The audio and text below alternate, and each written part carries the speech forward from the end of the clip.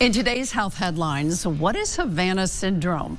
A nasal spray for sleep apnea could be coming, and how artificial intelligence is helping people who have lost their voice speak again. Joining us is Dr. F. Perry Wilson, Associate Professor at Yale School of Medicine, Yale Medicine physician, and author of How Medicine Works and When It Doesn't. Welcome. Thanks for having me. All right, a new study came out today on Havana syndrome, an unusual syndrome affecting diplomats and other U.S. government personnel.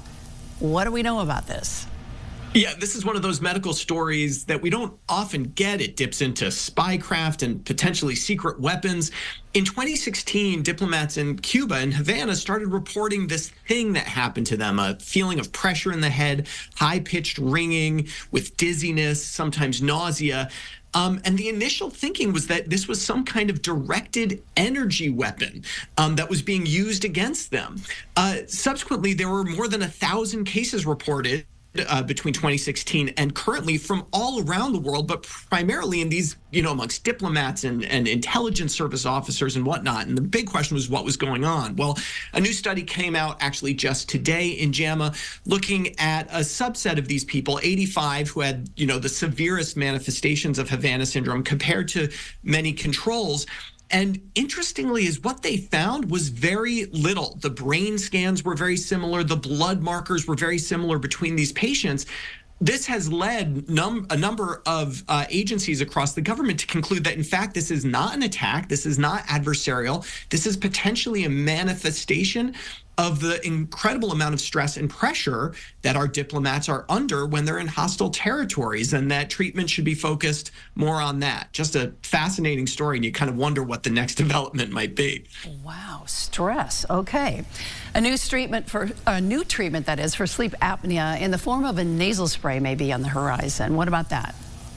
Wouldn't this be nice? Sleep apnea is very common. It affects many of us. And the most common reason is that the muscles in your, nose and throat area relax as you're falling asleep. And that creates disturbances in air and snoring and eventually apnea. This is a nasal spray just in early testing. You can't get it yet. But what it does is help to contract those muscles a little bit. And in the initial studies, it showed a reduction in some of the parameters associated with sleep apnea. If this works, that's great. It would be an alternative to the common treatment for sleep apnea, which is called CPAP. Many people may have heard of that. And it's always good to have another therapy on the horizon. So we'll see where that one goes. And happiness for couples everywhere. Indeed. All right, a new artificial intelligence assisted wearable device is helping people who have lost the ability to use their voice speak again. How does that work?